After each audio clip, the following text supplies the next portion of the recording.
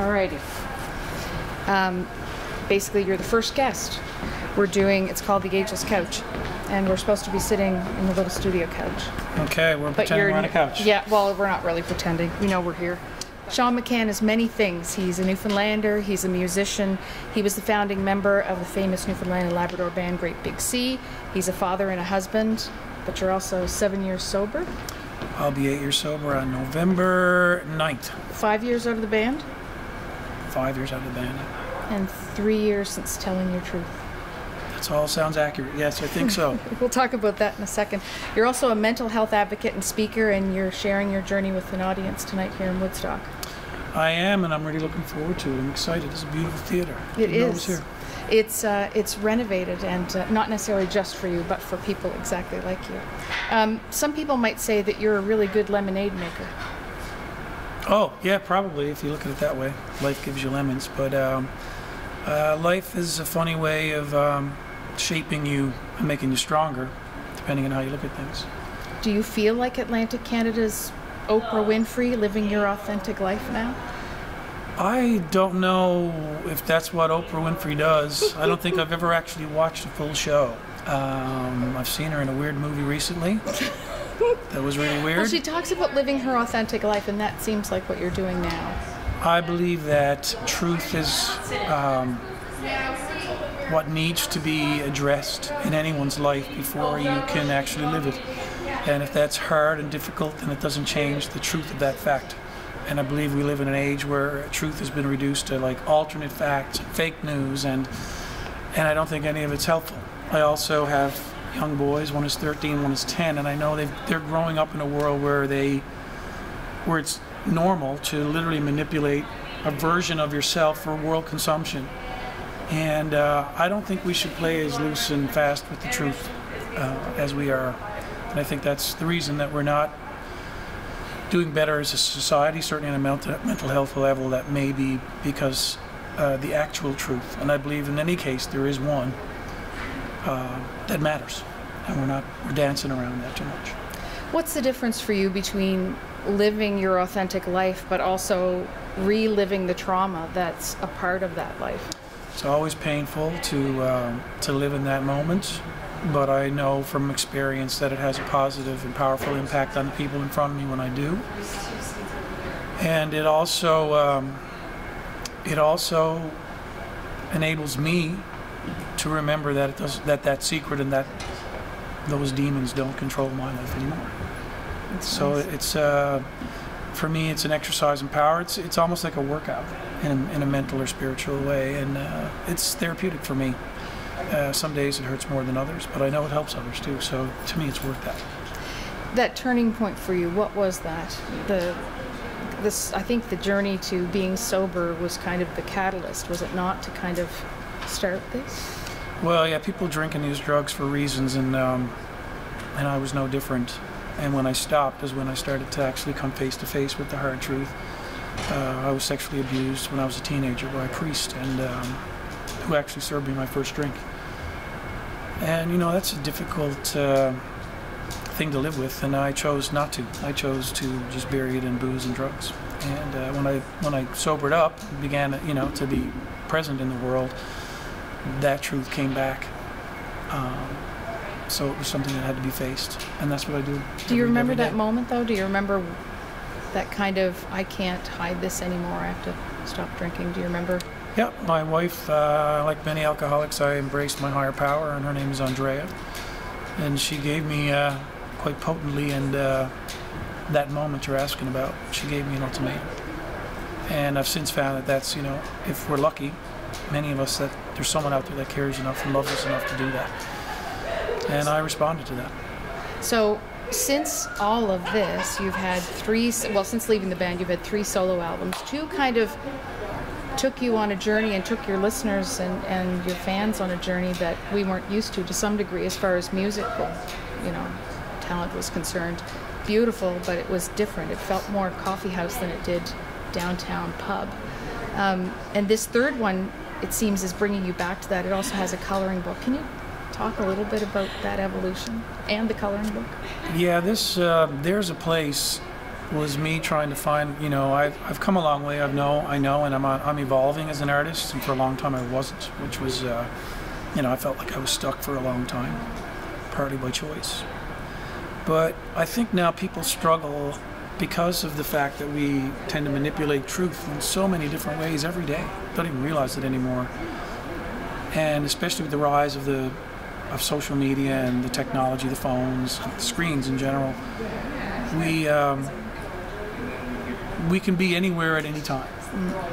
And I, for one, and maybe it's my age, I'm 51, but I just feel like I'm pulled in so many directions and distracted constantly. And I think it's really important to remember that we all belong somewhere. There is a place where where the best version of ourselves can be. Okay. And in my case, I found it, and it's still with my guitar. It's still on these stages, and it's still with people singing, always singing. And we still love you. And well, it's about love, and I love you too. And it's, we seem to be so distracted, and I just, this whole record is about finding your place, someplace where you can be grounded and unaffected and not distracted and able to focus. And again, having kids, I'm kind of tuned into that. I see that as the great challenge as a parent.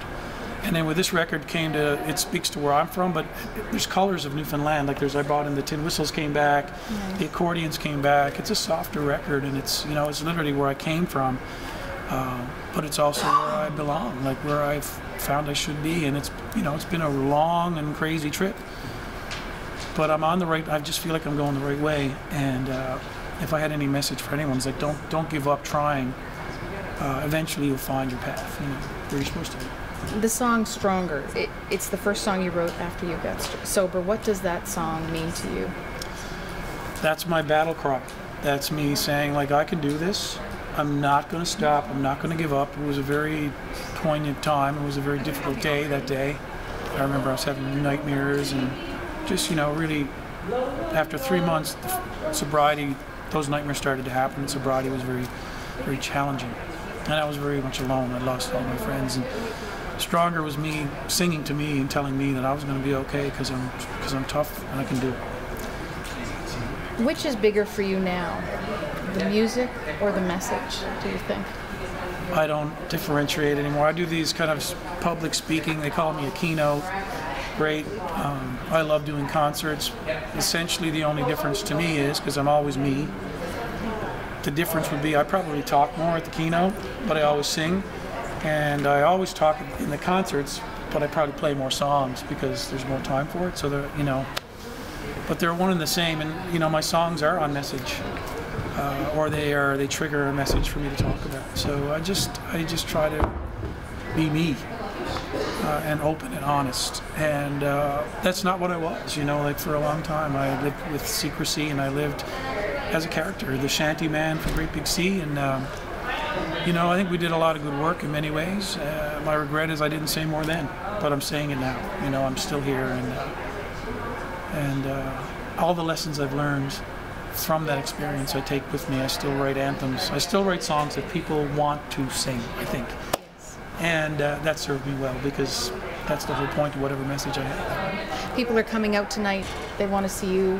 They're seeing you as an advocate and a musician. But what does it mean to be more than that, more than the musician? What does it mean to be an advocate? The work is harder, but the impacts are broader. When I put out Help Yourself, that first record when I just sobered up, it was a very raw and personal record, and I didn't even know what to do. I just literally put it out. No label or anything, and that record really resonated with people. And at the time I felt like I was alone in this, but due to the thousands of messages I got on every medium, I realized that I was not alone, and that was a huge leap forward. And I don't think without that I'd be here today, because we are not alone. Everyone, if I've learned one thing, we're all affected by mental health. All these issues are everywhere. Just because I chose to keep mine a secret and not talk about it forever, for 35 years, didn't mean it didn't happen, And I would encourage people to be more open. And where I am now, I am open, no matter what it is. It's still me. It's always me. You talked about people on all mediums resonating with that message. What kind of a double-edged sword has been social media for you? I don't know. I find I had to take breaks from it, and I feel like there's one coming on soon again. It's for me, I just try to populate my own stuff with positive things that mean and are from my heart, you know.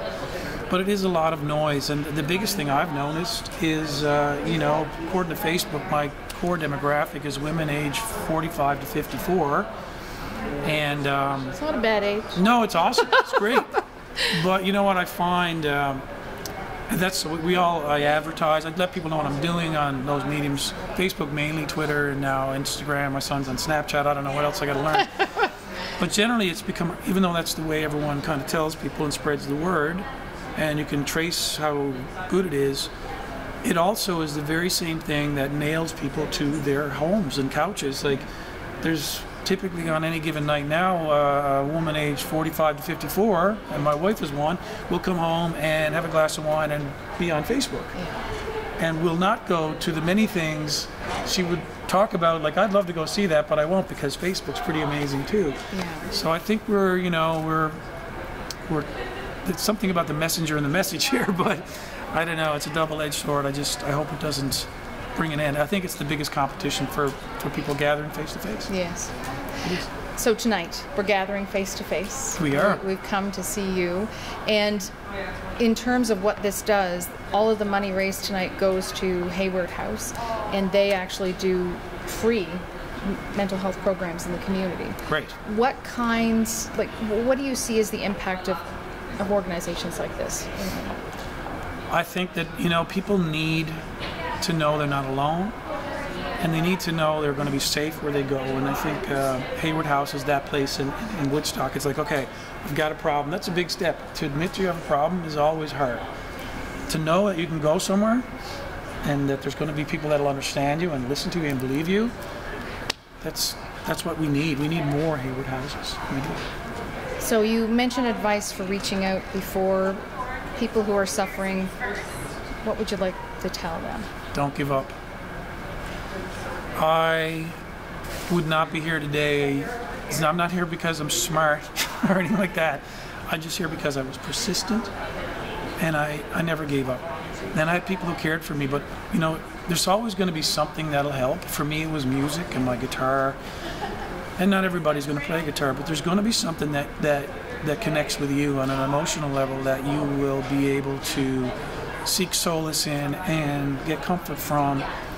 And whatever helps you deal with your hard truth. We all drink and use drugs, and our mental health issues, by and large, are usually based in trauma, you know, and it's not, I mean, there's some genetics, but you know, alcoholism, drug up 85 to 90% trauma-based sends people out of bed. So we need to know that it's something we can overcome, that we're strong enough to do it if we just find the means to tackle what it is that drives us there in the first place.